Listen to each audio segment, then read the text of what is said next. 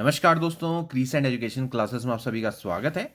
उम्मीद करते हैं सभी लोग स्वस्थ होंगे। आज की वीडियो में दोस्तों बात करेंगे उत्तराखंड शिक्षा विभाग को लेकर नई अपडेट के बारे में। उत्तराखंड में प्रवक्ताओं के 4745 पद दोस्तों वर्तमान में रिक्त चल रहे हैं। इसका खुलासा आरटीआई के माध्यम से दोस्तों हुआ है। शिक्षकों की कमी से जूझ रहे हैं स्कूल। चलिए आज की वीडियो को शुरू करते हैं।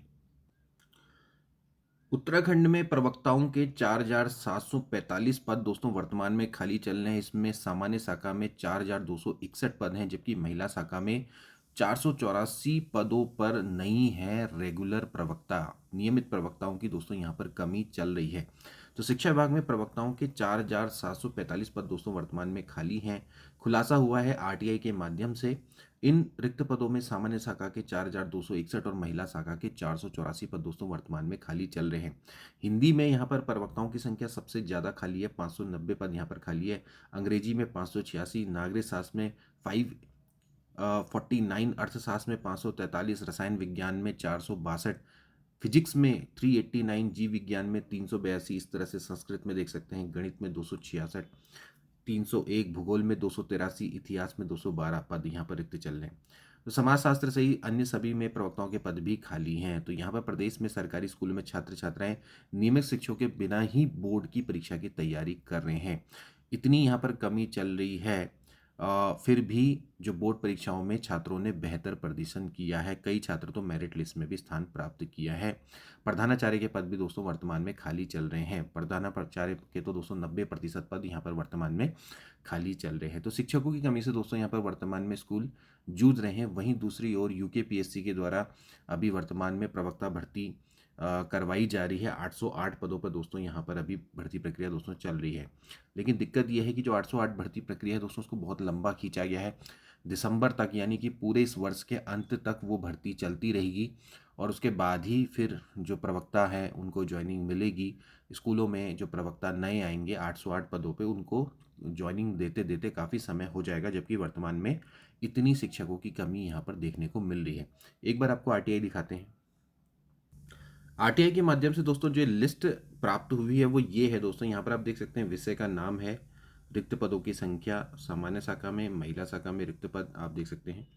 हिंदी में कुल मिला के 531 और 59, तो 590 पद यहाँ पर रिक्त चल रहे हैं।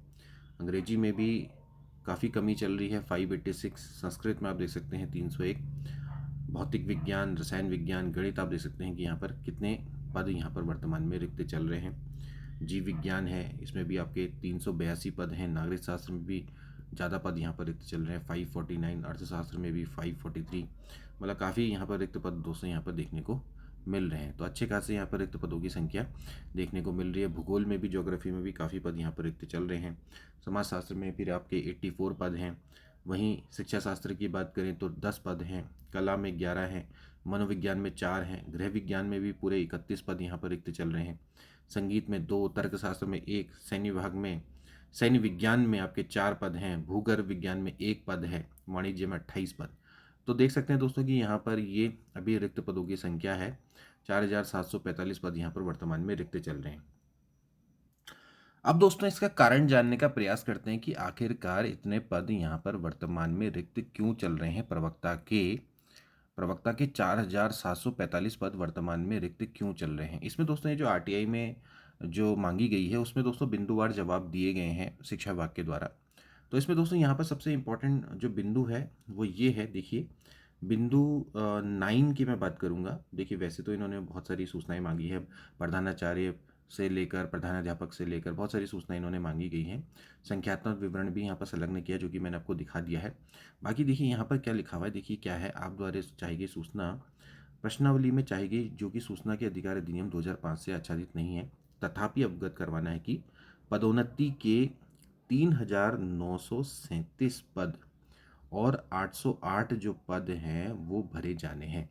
तो अगर आप यहाँ पर आंकड़ा देखें तो ये बैठ के आता है 4745 पद, यानी कि 808 पद तो दोस्तों यहाँ पर वर्तमान में सीधी भर्ती से भरे जा रहे हैं। बाकी के जो 3937 पद हैं ये आपके पदोन्नति के पद हैं, यानी कि जो कि एलटी से प्रमोट होके प्रवक्ता बनने हैं। तो इतने पद कैसे खाली रह गए। अब देखिए इसका भी जवाब नीचे दिया हुआ है। ये भी यहाँ पर देख लीजिए, आप द्वारा चाहिए गई सूचना प्रश्नावली में चाहिए गई सूचना के अधिकार से आच्छादित नहीं है। तथापि सहायक अध्यापक एलटी संवर्ग से प्रवक्ता सामान्य शाखा और महिला शाखा में अंतिम पदोन्नति वर्ष 2020-21 में की गई। ओके।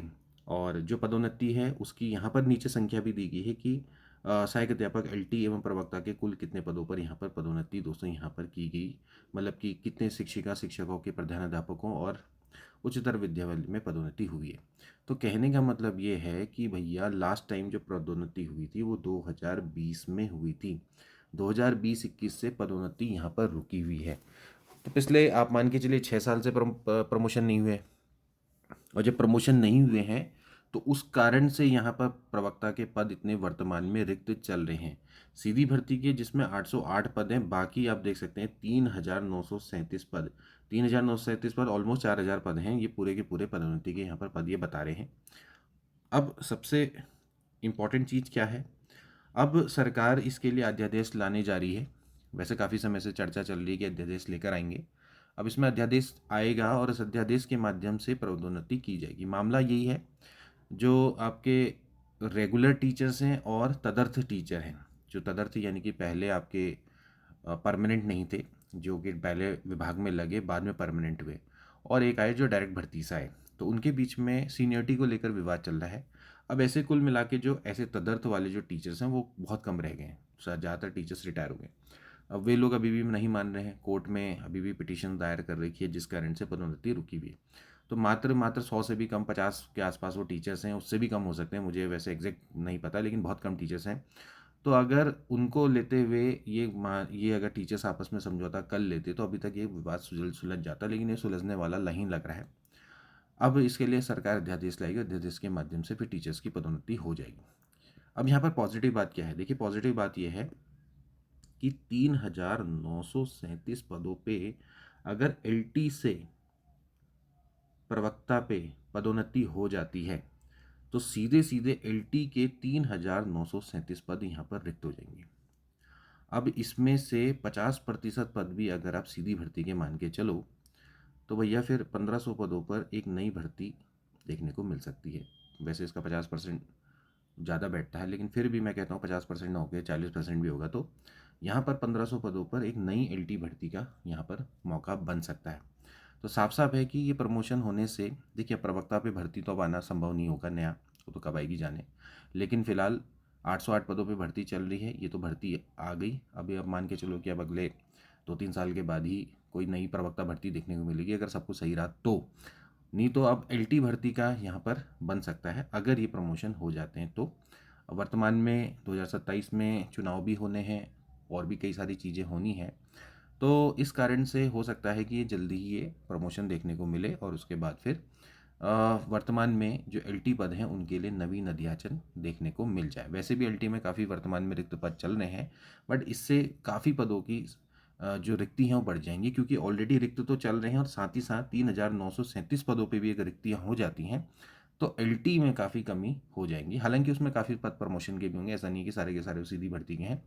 उसमें आप मान के चलोगे 60% पद जो हो सकता है कि वो आपके प्रमोशन के हो, बट फिर भी आप हाँ मान के चलो कि 1500 पद यहाँ पर सीधी भर्ती के निकल के आ सकते हैं, और जिनमें हो सकता है कि 1000 पदों पर या 1200 पदों पर भर्ती विभाग निकाल ले। हालांकि ये है कि इसके लिए पहले शासन से अनुमति मांगनी होगी औचित्य के संग।